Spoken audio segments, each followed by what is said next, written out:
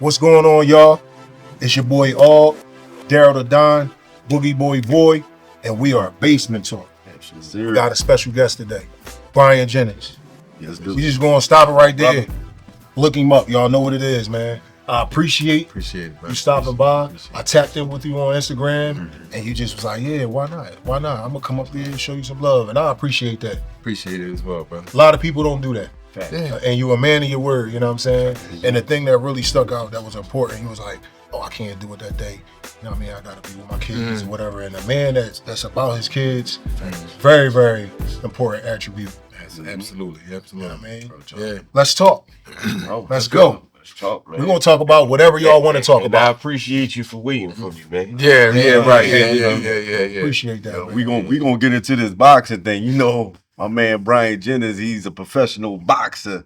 You know what I mean? So we wanna tap into some of his career. You know what I mean? Get a little insight on a couple of other people's careers and what he think about some things. But not only is he a boxer, he's a vegetarian boxer. Am I right? Vegan. Sorry. Yeah. Vegan That's boxer. a little more, you mean? Yeah. Well, you get the V right. Vegan boxer. It's a lot, man.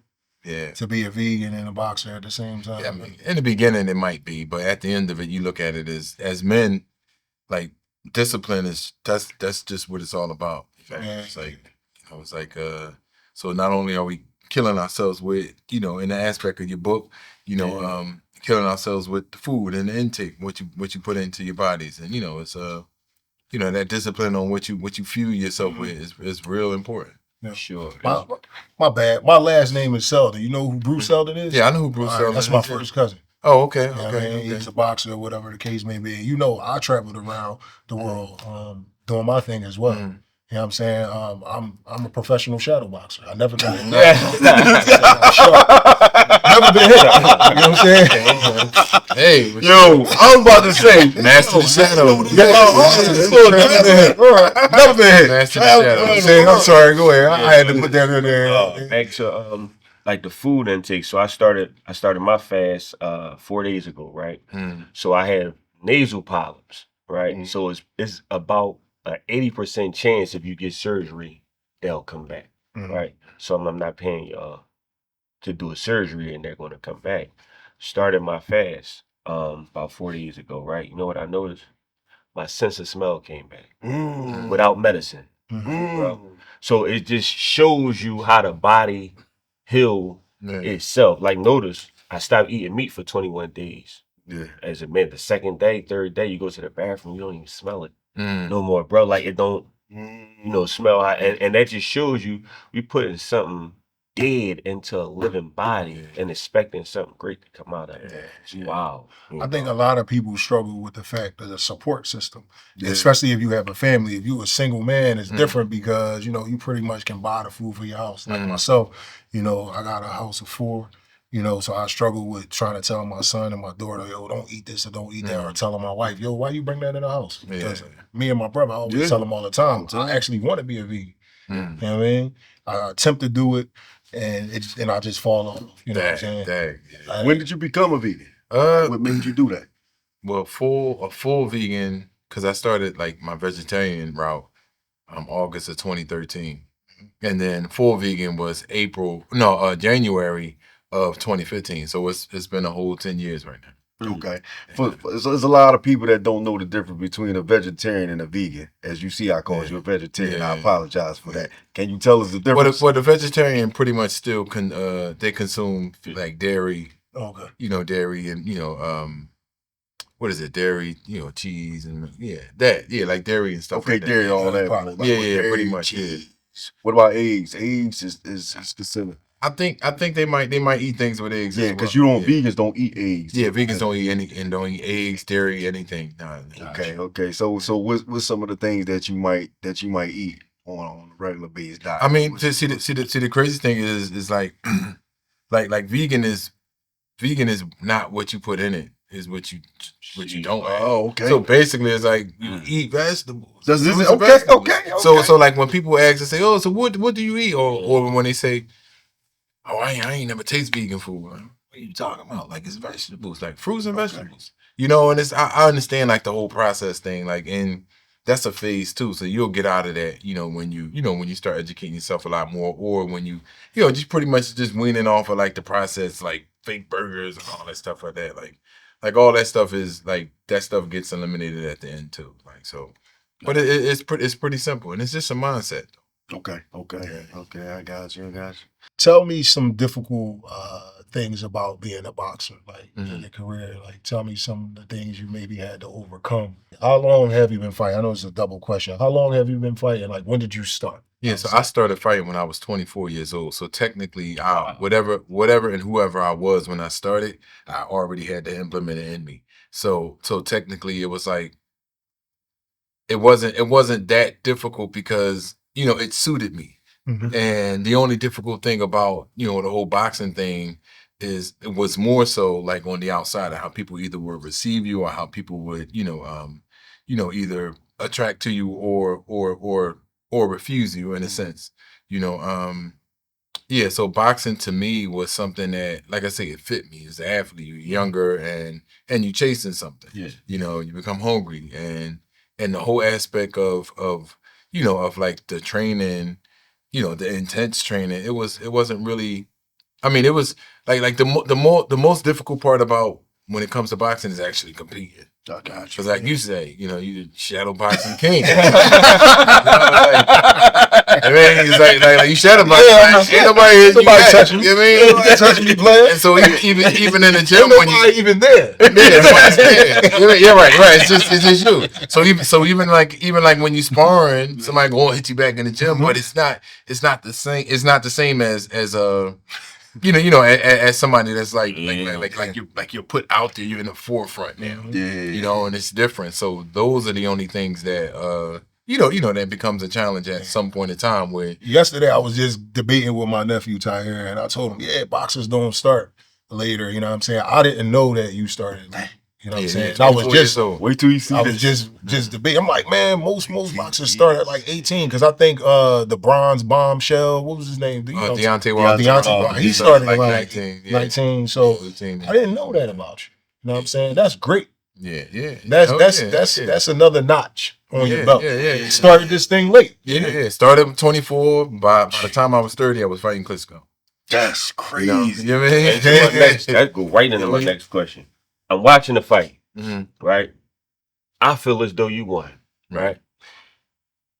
After that fight, bro, what's going through your mind walking back to the dressing room knowing what just happened?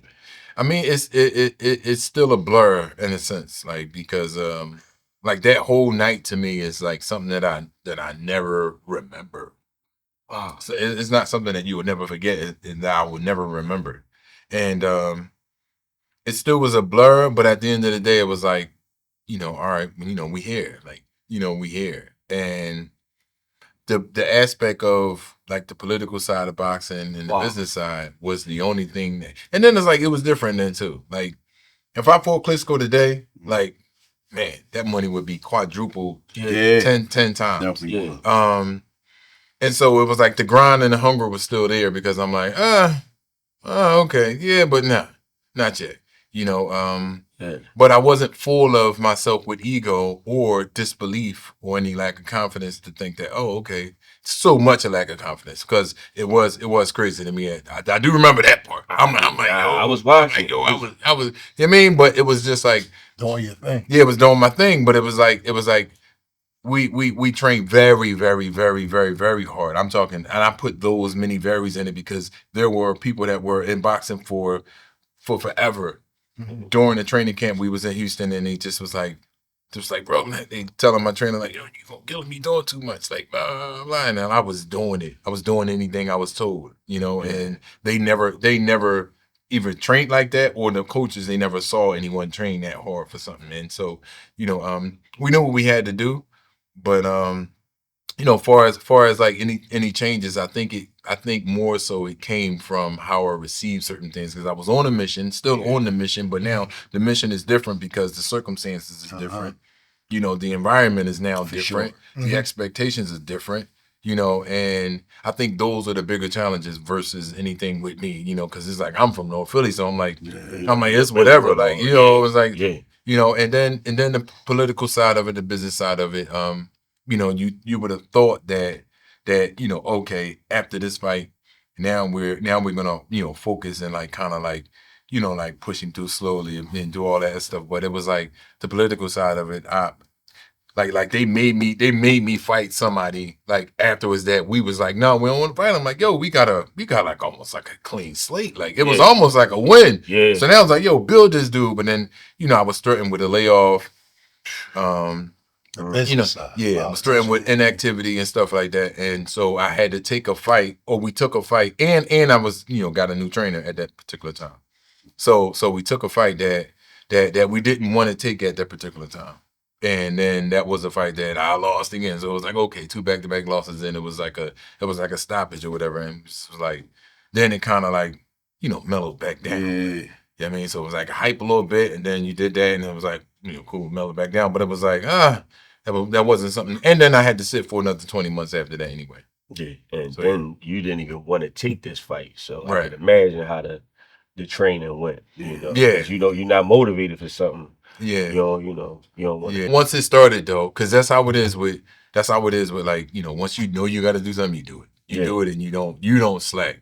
Yeah. There could be a mental slacking towards how you view it, but you still know what you got to do. What gym did you come out of? I came out of ABC Gym in North Philly. It's on 26th and Master. Okay. Yeah.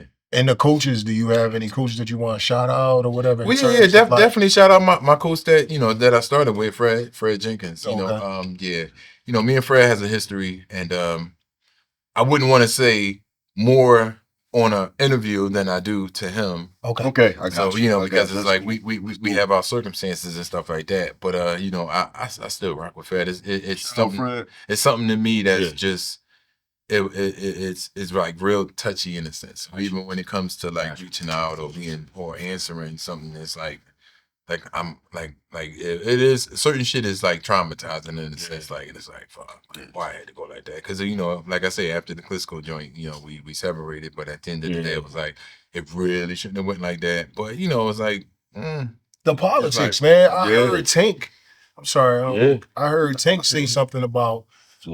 Floyd, you know, threatening, and I don't know if this stuff is true, you know, to put him on the shelf. Yeah. I forget the guy he was going Pedraza. Thank you. Pedraza. You know, if he didn't take that fight.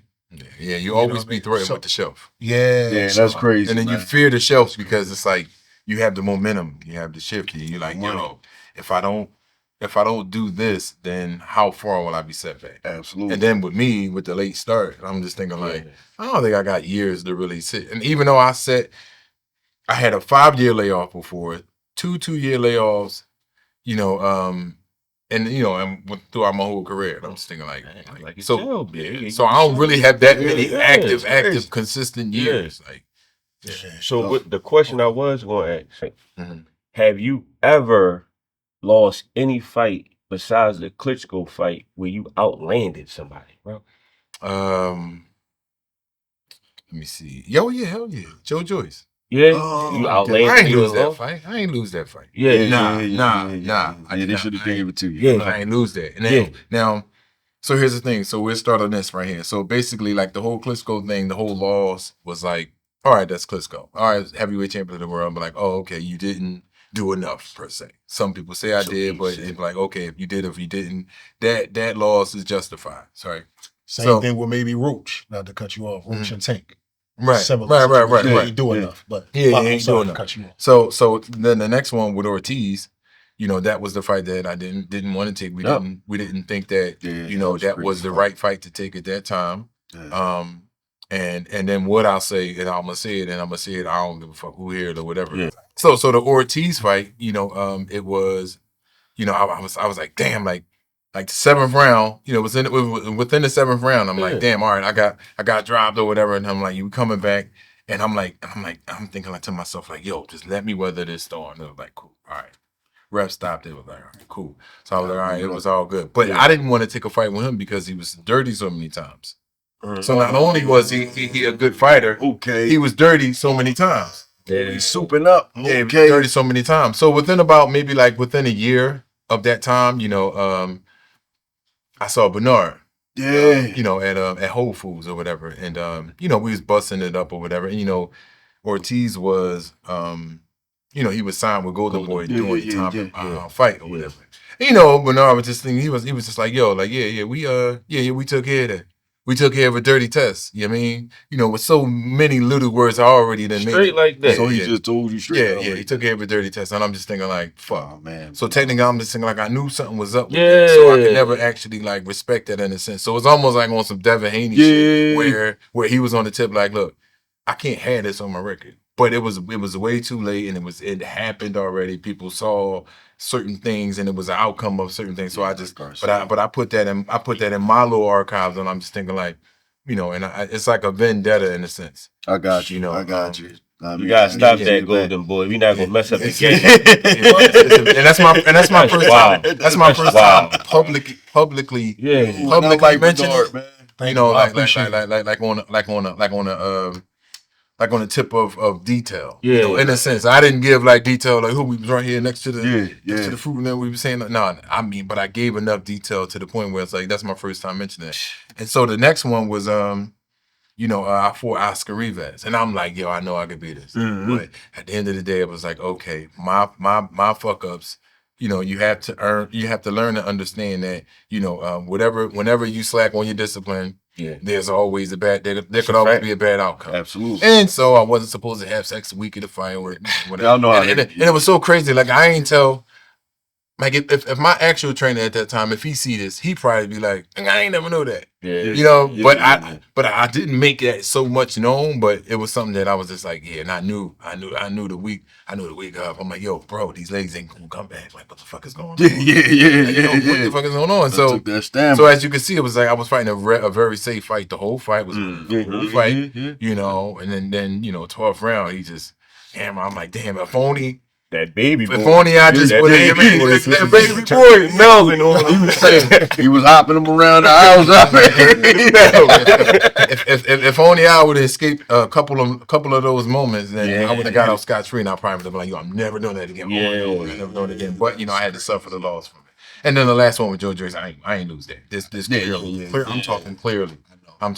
Did you ever have any dream fights? Anybody that you ever wanted to wanted to get in the ring with? No, not really any dream fights because I wasn't chasing opponents. You was chasing titles, or you chasing positions, or you just chasing progress. So it's like I ain't come in with the mindset of like them instilling in you the competitiveness of okay, fight this person and fight that person. I'm like, yo, whoever I'm gonna fight, I gotta get to that person to get on top. You was just like whoever it is, whoever you get to a position, and who's ever standing in that position is almost like we choosing seats. Like okay, whoever gonna be in that seat the time that I'm here, that's what I got you. Is it fair to say because you started so late, and you didn't come up with a group of people, like a group of young kids, you know what I mean, your age, that there wasn't any fight there for you? Because a lot of times when people are young and they travel around Baltimore, D.C., New York, fighting different people, you know what I mean? It's like, okay, I'm gonna fight you. Yeah, you talking about the amateur pedigree?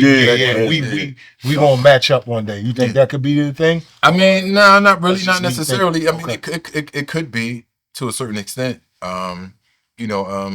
But throughout the time, like towards the later, towards the end, it's like kind of like, okay, this person has experience. Okay. But in the beginning, it's kind of like, oh, there's certain aspects of how you start a fight. Okay. There's certain aspects of how you fight, period, that shows the amateur pedigree of the actual basics of certain ring generalships. Because I was good.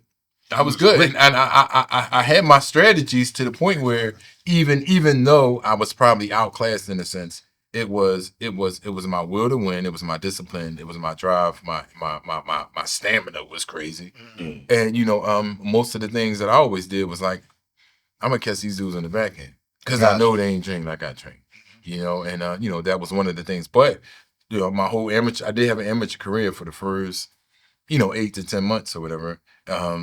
I fought in Salt Lake City. I fought in a couple of national. I made it to the championships twice, and I fought in some other tournaments and stuff like that. So I did have that aspect of fighting people from all over, but it was real brief. Yeah. But it wasn't. But I was 24. I didn't do that as a child. I just did that as a child in boxing, but not as a child before, like it was instilled in me to be able to, be used to, doing the type of things that, like a 14-year-old, 12-year-old, sitting fighting. You know what I mean? I didn't, yeah, right. So I didn't have it's great that, you started at that age and was able to propel yourself up to that level, man. Right. It's not easy. Yeah. For people to gain a name for themselves. Yeah. You know what I'm saying? Yeah.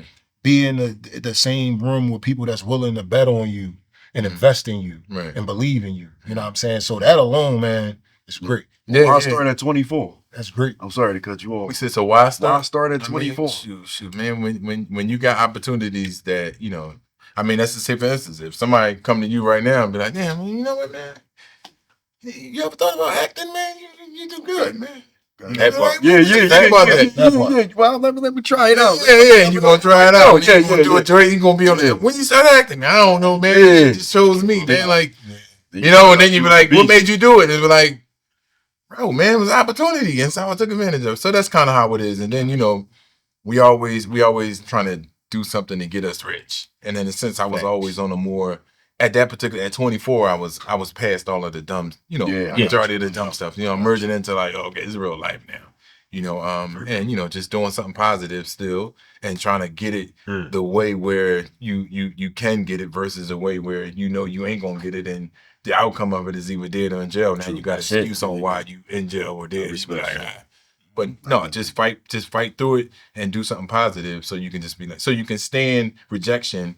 You can stare rejection right in the face. Yeah, I respect that. Definitely. Advice to the young kids, right? Mm-hmm. Not only at 24 did you start what you love to do, right? Mm-hmm. What I grew to love to do. What you grew to love to do.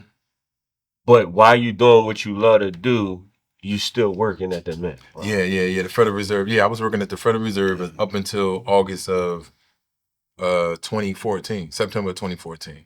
You see, just let them know it ain't about price. The youngest, I can't do that. I can't have no job because I'm doing this. And my son, my son was at, and he was he was like 5 years old when I stopped. Wow. Yeah. He was within months when I started. Yeah. So that was another reason why I started, because it was like, all right, okay, real life now. Yeah. Like it is what it is, and I always had like not dreams, but aspirations of success in so many different ways. Being a high school athlete. Being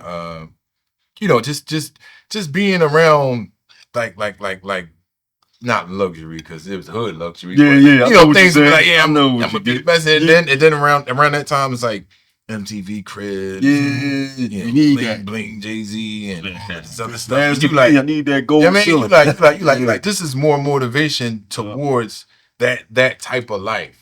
But I was mature with it, so I knew for sure that once I got there, I wouldn't do exactly what they did, but it was like get out of something. Everybody had to get out of something. Get out the hood, get my mom out of the hood, all that other stuff. None of that shit happened when I got there, but it was like, it was a drive to get you there, and then once you got there, you realize like, oh, this shit different. It ain't what you thought or imagined it to be. We were talking about that earlier, talking about the back end of things. A lot of people don't see the things behind closed doors. Mm-hmm. So we judge things without really knowing what's going on. Yeah, at all. People out here, we might say, oh, look at that boxer. Why he ain't fight this person? Why he ain't fight that person?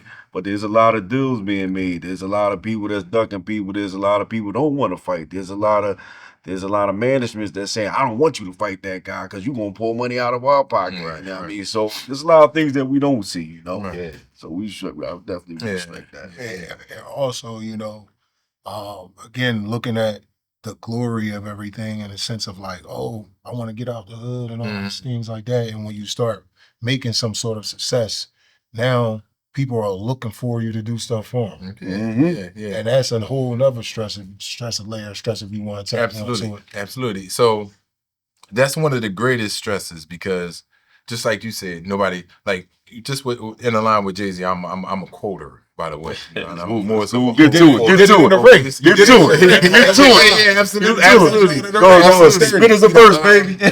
Y'all don't know my expenses. I gotta buy bigger plates and more baggies. Why you all egg? You get me? So people don't necessarily know what you have to put your money into, what your bills is, what your responsibilities are.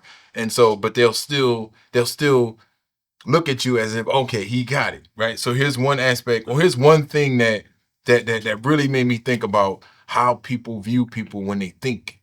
So if you real men don't necessarily, we may think, okay, it's cool to think and assume and all that, but we're not going to put pressures on a man and feel entitled or obligated to anything that man has, because that'll make us feel less of a man. Right. Talk to him. And so the way people might look at it, like, oh, okay, wow, I know he got it, right? Oh, but since I know he got it, but he ain't doing this, now I feel this certain way about him because of what he's not doing, right? Because of what you think I have. Yeah. Right. So now it could be years. It could be however long. And so now it's like at the end of it, you like, all right, now you find out, oh, damn. Oh, they said BY only did this, or he had to do this, or he had to do it that. And how you feel about me now? How you gonna undo what you thought for years and how you acted on it? You might have stripped some plays that might have came my way through you. You know, and you felt a certain type of way. You might have almost wanted to do something to me, because I wouldn't, because of what I didn't do for you, or because of what I said I couldn't or didn't want to. You know, and you had in your head that I had something, or had a certain amount that made you feel like, oh, this nigga should be doing that. But then when you find out that, oh, okay, that wasn't what it was. You want to do the U-turn. And it wasn't what it was.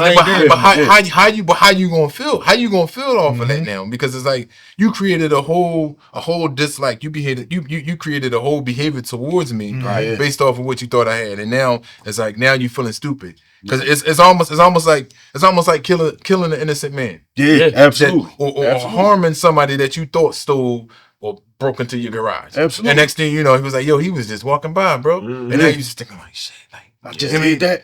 Yeah, and now you feeling bad. You don't even want to apologize because you feel so bad that you feel like you can't even apologize because you scared of what's going to come to you. Right. You and know as a man, you you should feel worse because it's like, okay, yeah. you didn't look at the situation in the sense of a man. You acted off of emotion. You was emotional. And then in the sense of what we're talking about, it's like you should feel more like a little bitch. Yeah, exactly. You feel like a woman that was scorned like, oh, I thought you was cheating, baby. I love you. I miss you. I'm sorry. You're right. He wasn't with you shooting in the gym. Yeah. He put some hours up. and that whole aspect of what you eat don't make me shit. I didn't forget about that part. That whole thing of you weren't with me shooting in the gym thing is crazy too, because some people may have been in the gym, but but you wasn't with me shooting. Yeah. Like you wasn't getting the water, you wasn't getting the towel. You wasn't doing suicide. You wasn't assisting. Right. You was there.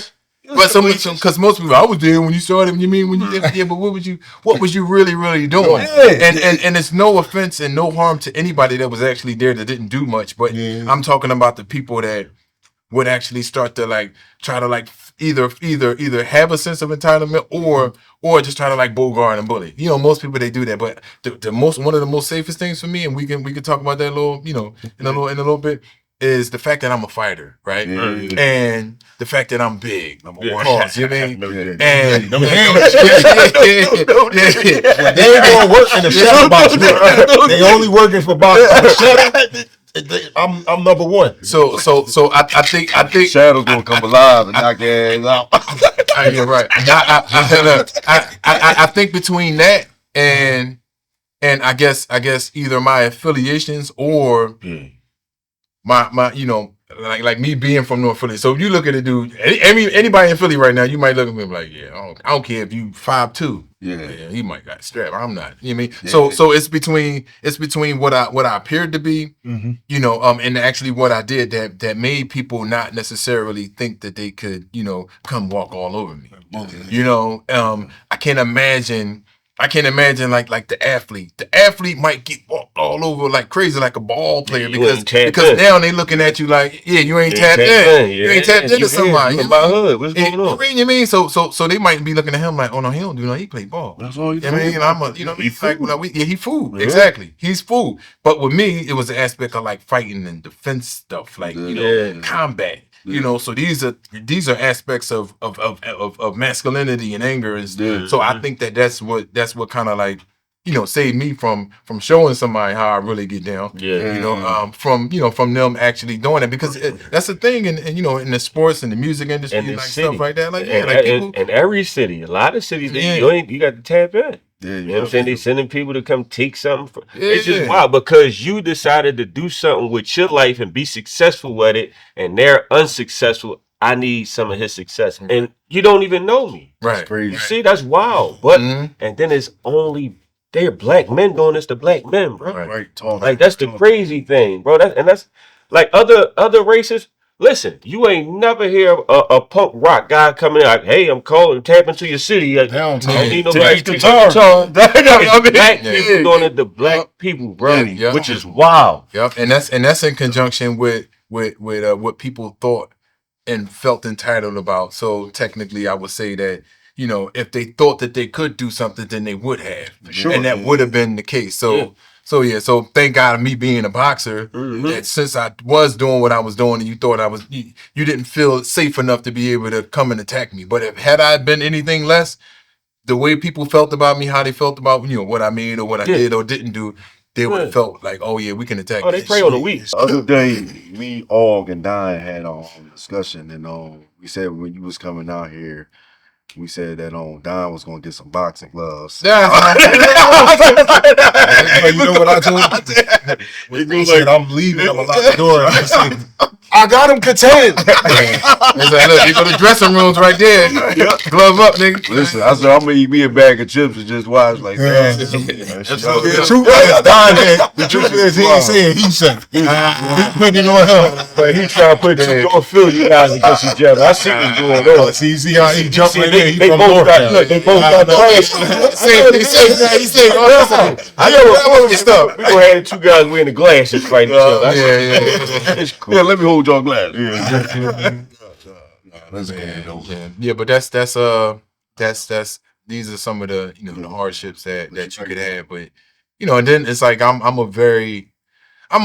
like a more so normal, laid back, respected person as well. It's like, but you still can get some negatives and some backlash, and it's absurd, man, and it's just so scary that you might not feel the comfort and going back to places, even though it's like, okay, one of the main things is what Jay-Z was like.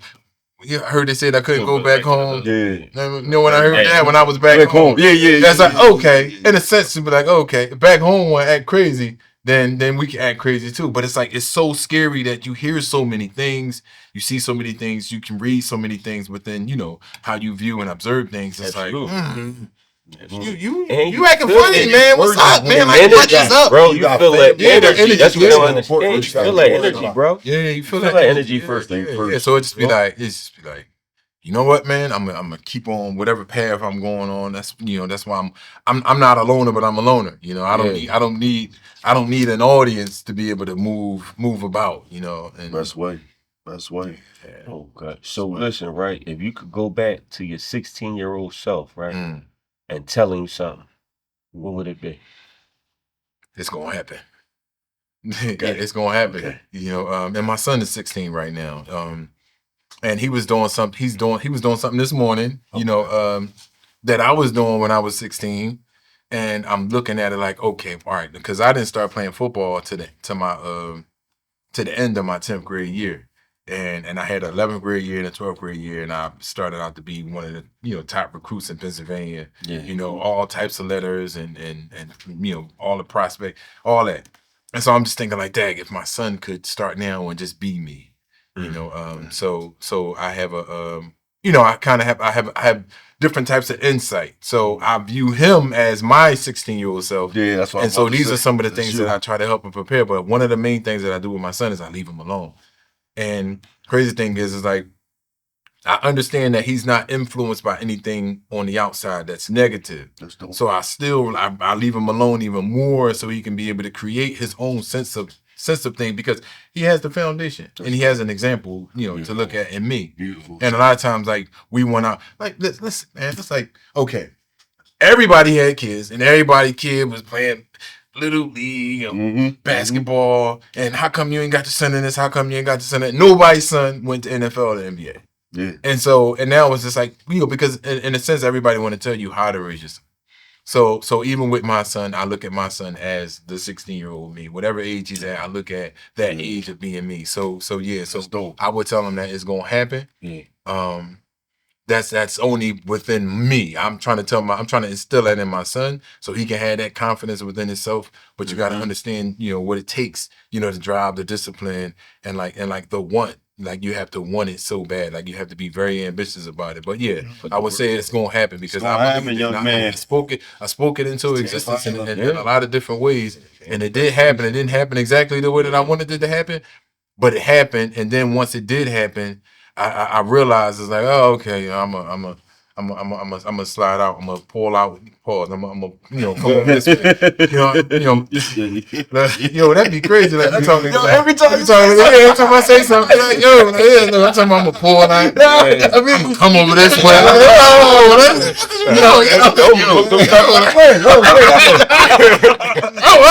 Cut motherfucker but no.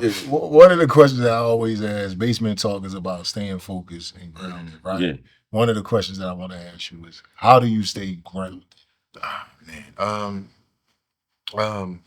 Alhamdulillah, I'm staying grounded, based off of how I view life, based off of my experiences in life, based off of my observations of how life has played for other people, what other people had to do to be able to get into the great space of whatever life that I see that they're in, not necessarily a person of perfection, but it's like, say, for instance, if somebody's paying attention to me, they'll pay attention to what I did, how I do it, based off the fact of how they see me move right now. That's admirable. Everybody has an admirable trait about, most people that I pay attention to have an admirable trait about them. And so these are some of the things that, I try to look and I try to like mimic or copy and stuff like that. So yeah. That's beautiful, man. I've always looked at you and said, he's thorough. I like the way you carry yourself. People judge people based upon how they view them nowadays on the social media and say, I don't know you. I only can go off of what I see.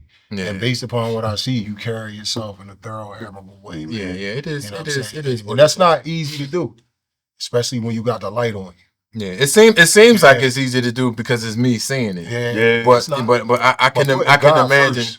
That's the first thing you said. But it's like sometimes I don't really understand like the actors. Yeah. And I get someone to acting to get to a place, fake it till you make it.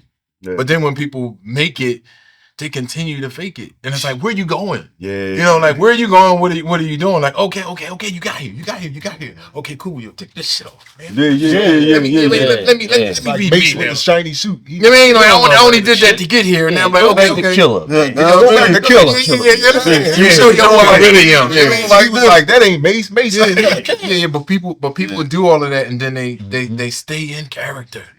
And they stay in character for so long because I guess it feeds the ego or that sense of validation for people is something that they just can't get out of. And that's what it goes back to when they say you're running your movie. That's what it is. I like that. I like that. Yeah, that's exactly what they're doing. They're running their movie. You wrote that imaginary script out to what's going on. Yeah. And the crazy thing? Go ahead. Okay, I'm sorry. The crazy thing about it is once everything hit the fan, they do it like a complete shift. Yeah, definitely do. And then the people who was around them so long while they was running that movie, and then now when they going through a complete shift, nobody knows who you are. Nobody knows you. Like and then you lost the people who actually didn't know you. That knew you. You know what I mean? And then you been lost them, and now you lost the people that thought they knew you. And now you look even worse because you're losing weight yourself. Everything. Yeah, you lost yourself. You lost yourself. So vulnerable. Yeah. And then as men, because as women, women tend to they lose themselves, but they like if they looking good and all that stuff like that, they just go pick a different joint. You mean get a new hair color. But a man has to stand on it, and we can always tell lack of confidence within the man. For sure. You mean based on how they shake hands, you mean how you walk around, how you feel confident. It's a fact, bro. Yeah. And these people they lose, but they don't realize, and that's the end game for people that just want to be faking all the time. Hobbies that the viewers don't know that you do besides boxing. What's your 3 hobbies, man? I like regular bike riding, like in the trail, like yeah, I don't know. I'm saying, I'm a skip still did. I like regular bike, 10 speed. Yeah. Not the electric bike. Don't give me no electric. Yeah, because I definitely like riding. Look, man, we're gonna take Regular bike ride. Not that big ride bike when you get on the Jordan button. I went regular. Yeah, that's crazy because that No Diddy got us like really like. Yeah. I said today when I came on the joint, I said I ain't gonna say No Diddy at all, and I had a story behind that because I went. Come on, what's this? Listen, this my story.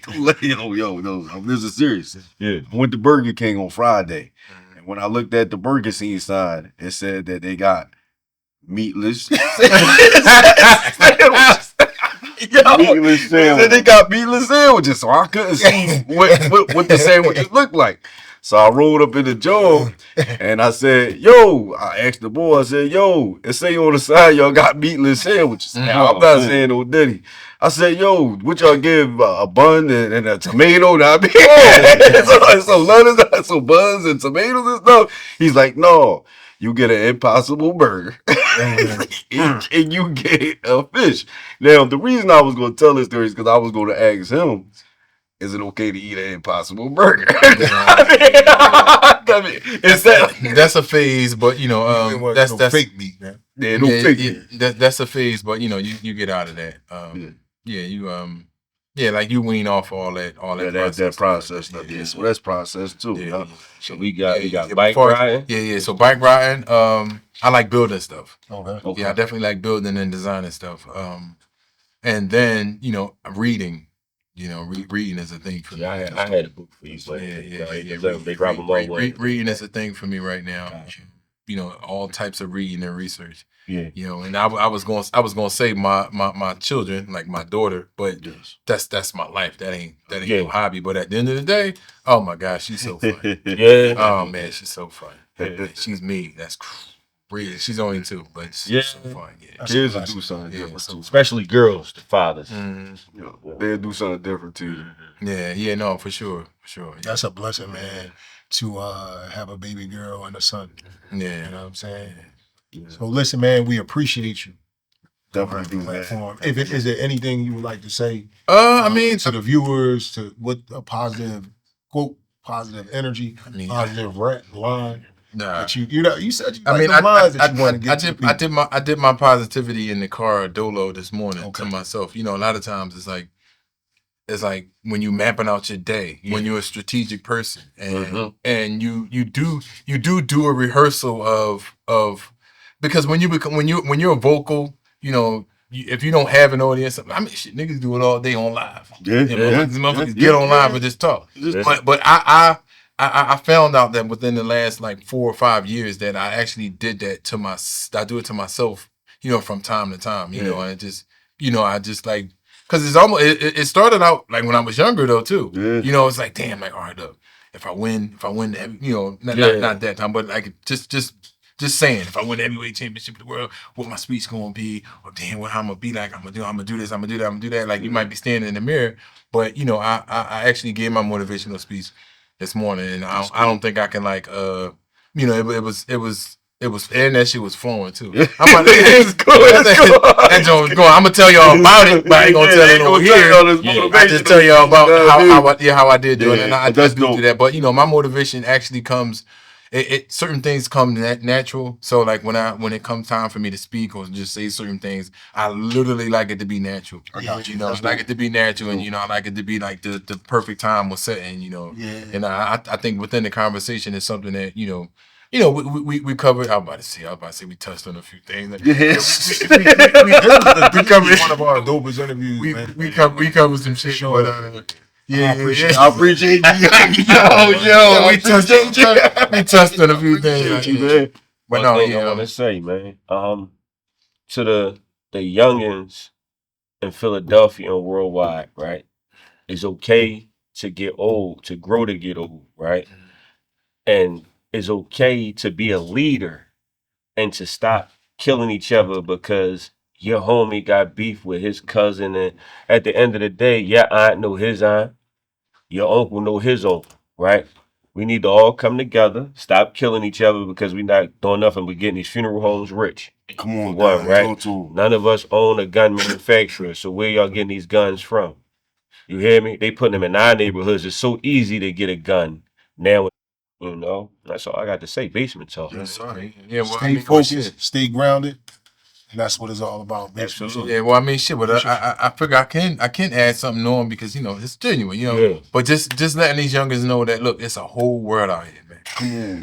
It's like literally a whole world. And do you know that in America only makes up 4% of the world's population. Wow. But yet it's like it seems as if it's the world.